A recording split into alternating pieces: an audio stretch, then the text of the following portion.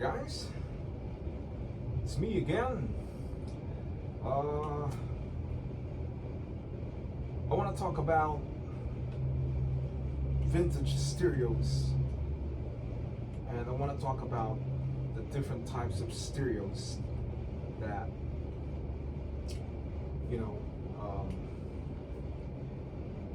how that stereo works for your speakers. Um, that stereos, guys, needs a good speakers, and those speakers needs to handle the stereo receivers, okay, or amplifiers.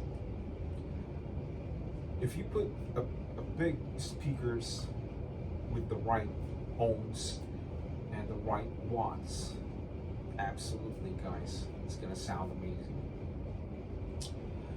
If you put the small speakers, the sound will be just minimal. Okay, the sounds of the stereo receiver will not really um, sound great. It's because your speakers are small. To have a nice sounds, you have to have a good quality speakers and a good quality of amplifiers or receivers. And you add up this equalizer and a good turntable, so they're all combined the good quality sounds. Um, what I experienced, guys, when I start collecting stereos from the 70s, you cannot just put a cheap turntable or a cheap equalizer or speakers or stereo receiver. It has to be all equal. Um, what I learned, to have a good quality sound, you have to get all those good stereos out there, the vintage stereos that has a good quality stereos, good capacitors, the bigger the better capacitors, the big transformers.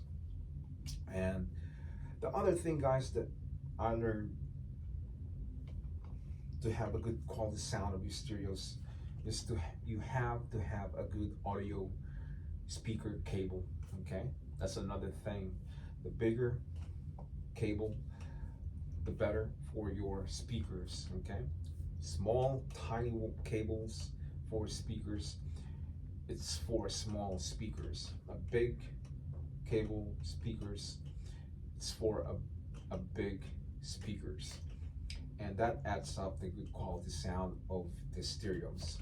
Okay, and you have to have a nice turntable, guys. If you're gonna get a turntable for, I would say, $10, like you went to flea market, just a cheap turntable, it will give you a bad quality sound for your stereos and to your speakers. You have to spend money to have a good quality sounds, a good quality turntable, equalizer, receivers, amplifiers, speakers, and speaker cable. This is what I learned from my past, like many years ago when I started, you know, um, collecting or playing or messing around with vintage stereos. When I put the small speakers, the sound quality is just there. It's not that huge sounds. It's because my speaker wire is so tiny, so skinny, and my speaker is small. So I ended up, collecting from small speakers, and then getting bigger and bigger and bigger until up to like this size of the speakers I have, like this tall speakers like that.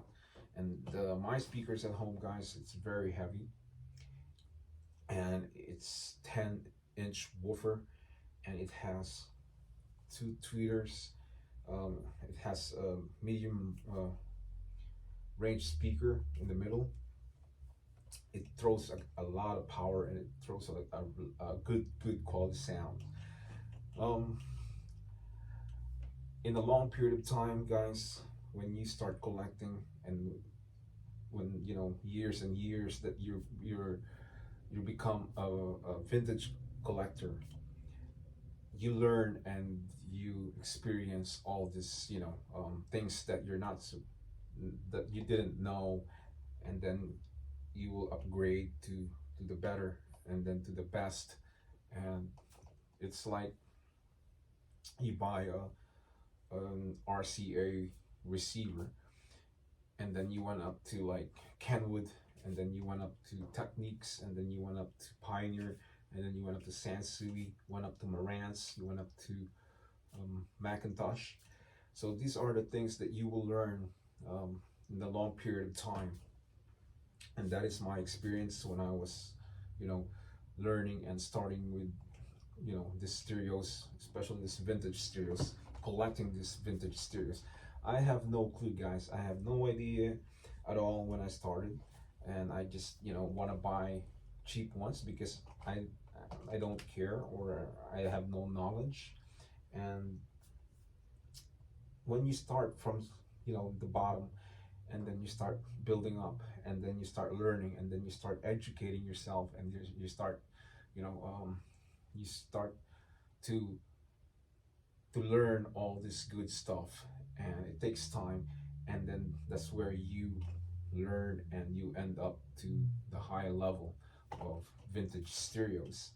And now I do have a nice setups at home. I have Marantz, I have Sansui, I have Luxman, I have what else? I have Harman Kardon, I have Techniques, JVC, Sony, Onkyo. I have a lot of stuff, guys, and I do have Marantz speakers and Sansui. Um, this sounds amazing, guys. These speakers, they are vintage, but they sound amazing. They're very heavy, guys, and you need a lot of muscles to carry those speakers because they are heavy, and you can get hurt. My Marantz 4430 receiver, it's very heavy. It has huge capacitors, four capacitors, and big transformer in the middle, and it's very heavy. It's sealed with full of metals inside, up and down, side to side, underneath, on the top. It's just very bulky and heavy, but it sounds amazing, guys. And I'm really happy with my Marantz 4430 receiver. It pushes a lot of power. It can hold four speakers at the same time. It's four quad. You can blast that thing and with no problems. It's just amazing. But they are pricey, guys. Marantz, it's the second luxury vintage stereos. The Marantz Sansui, but the over above Marantz Macintosh is that's number one. And these are amazing, guys. They're thousands of money. Macintosh is very expensive, but it's very powerful and very strong receivers, and it's very popular, and it's really known that it's high ends, and it's just amazing, the looks and everything. But I'm okay with my Marantz, my Sansui. I have Luxman. I'm okay with it. But maybe one day, my uncle's friend, he has a collection of Macintosh, so he has maybe 3, 4 Macintosh. But now that he's older, maybe he wants to get rid of it. So I asked my uncle, maybe he can talk to him and ask him if he's selling it so I can buy Macintosh. Because if you buy it on eBay, guys, it's very expensive, and you're gonna pay shipping and handling, and I don't want it to do that. And I don't want to buy expensive receiver like Macintosh for thousands of money. I can only, my average is under a grand, under 1,000, under 1 grand, and I'm okay with that. just like my Marantz 4430, but I'm not gonna spend more over a grand. And this is my hobby, you know, my um, I don't know, my likes to have my collections and stereo receivers from the 1970s. It's my, you know, hobby. Um, I like to buy and keep it and, you know, pile them up and see those stereos, guys, because they are hard to find nowadays, and that is why I collect them. One of these days, 10 years from now, those stereos are going to be gone, and it's going to be less and less and less, especially for the people that they have it but they don't know how to fix it, and they might end up selling it, or who knows what they're going to do with it, or probably ended up throwing it away, who knows. For wealthy people, they don't care about those stereos because they're more into money. So me as a collector, uh, my hobby, they mean a lot to me. You know, they mean a lot to me. If I see a receiver that's it's broken, sitting on the corner, and I really feel bad. You know, I feel the, you know, the connections, and I wanted to fix that thing. Just like my Sansui turntable. Um, Believe me, guys, I paid $5 for this Sansui turntable, and it's broken. The cartridge is still good, and it's just the wires, because the mice went inside of that turntable and start, you know, um, chewing all those tiny wires, and they split, and now it's not working. So what I did is I bought the Sansui, because even though it's broken, and then I wanted to check it out, you know, what's wrong with it. And then I opened, you know, underneath and look at those wires, and I went to Home Depot and buy one of the the, you know, thing that you can connect the wires, which is they call that what do you call it? I forgot the name of it, but I connect all those wires again, and then many wires are, you know, not connected, and then it's working again, and I'm really happy. It's because I feel that, you know, that turntable is running again, and you know,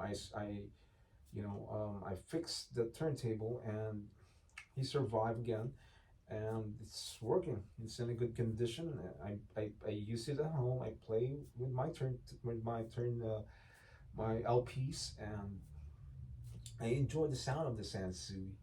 And this is what I said. What I'm saying, like, you know, when I see something that is vintage and it's broken, and I love to mess around with it, fix it. You know, it could be equalizer or turntable, speakers, amplifier, receivers. Doesn't matter. And when you have the passion for those vintage stereos, or you're just not wanted to collect, or you know, you get attached to it, you know, you wanna, you know, you wanna make you want those things to work, you know, you want those things that you see it when they playing, and you know, you appreciate the beauty of that stereo. And um back to the topic that I'm talking about, you know, you have to have all these stereos, like good stereos, from turntable, equalizer, amplifier, receivers, speakers, okay?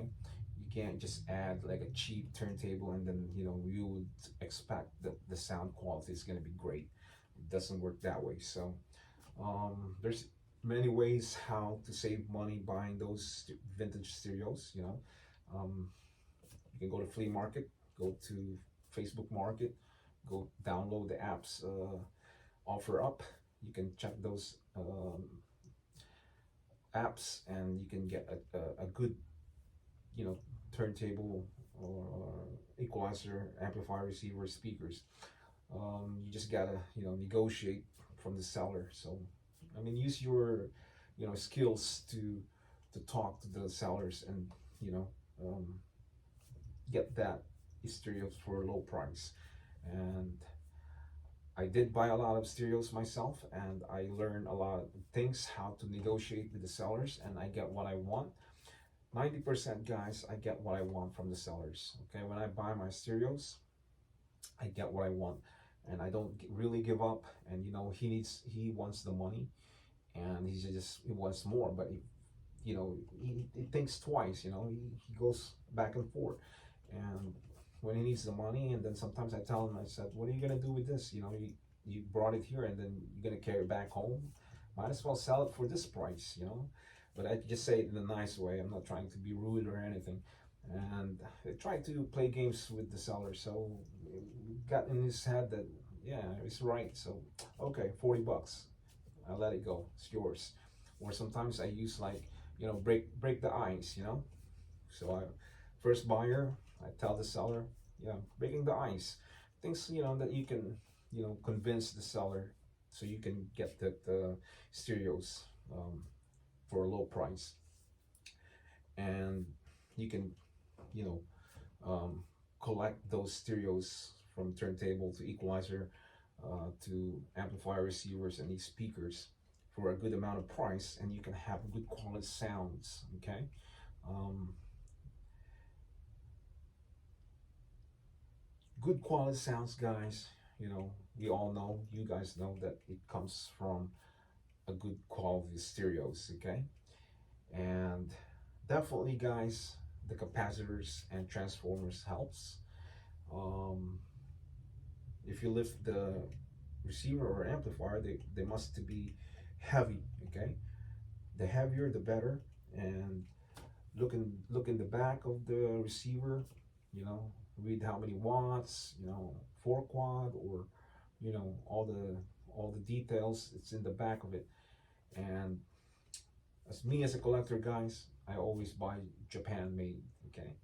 I love Japanese stereos. Okay. But even though sometimes there's many European stereos are sounds great, or Canadian stereos, or other in other countries, but I love Japan, and most of my stereos, guys, are made in Japan.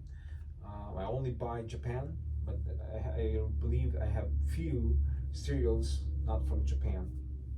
But most of my stereos, guys, are Japan. And I look in the back where it's made, okay? And it says in the back, made in Japan. And the thing with that, guys, because Japanese stereos, they last longer, they last a long, long time. Sometimes it will break, but very rare, guys. Most of the Japanese stereos last for a long time, and the looks and the cost, made in Japan, I mean, they are expensive. So that's the thing about Japan. And they will, the engineers that build the stereos are very good. They take their time when they build stereos. Um, they really, uh, take care of their, stereos, the their names. Um, they wanted to make sure that that when it's made in Japan, they want to be known. They they wanted to make sure that their jobs and more customers are um, happy with their stereos, you know. So in other words, their reputation, guys, they want to make sure that their reputation is 100% the best, and customers will come back and buy more when it's made in Japan. They know in United States, guys, they know that Japan, made in Japan, it's a good quality, it's a good stereos, it's good, you know. And a lot of people out there, guys, they do collect made in Japan, and they keep those stereos, and they um, collect those made in Japan, just like me. I collect Japanese stereos, and I love to have those Japanese made, and I'm proud of it. So um, yeah, so like I said, guys, to have a good quality sounds of yours vintage stereos, you have to have a good quality stereos, starting from turntable, equalizer, receiver, amplifier to your speakers. Okay, it has to be all good stereos. And the audio cord speakers. Okay, the bigger the better, and you gonna have a good quality sounds of vintage stereos. So guys, just small tips that I can share, and hope for the beginner out there, for the beginners, if they watch this video, they might learn something from me, and I appreciate that if they or you guys hit the subscribers and hit all, and you will get a notification every time I upload a new video, guys. So guys, thanks for watching, and I will see you again next time. So for now, I'll say ciao ciao.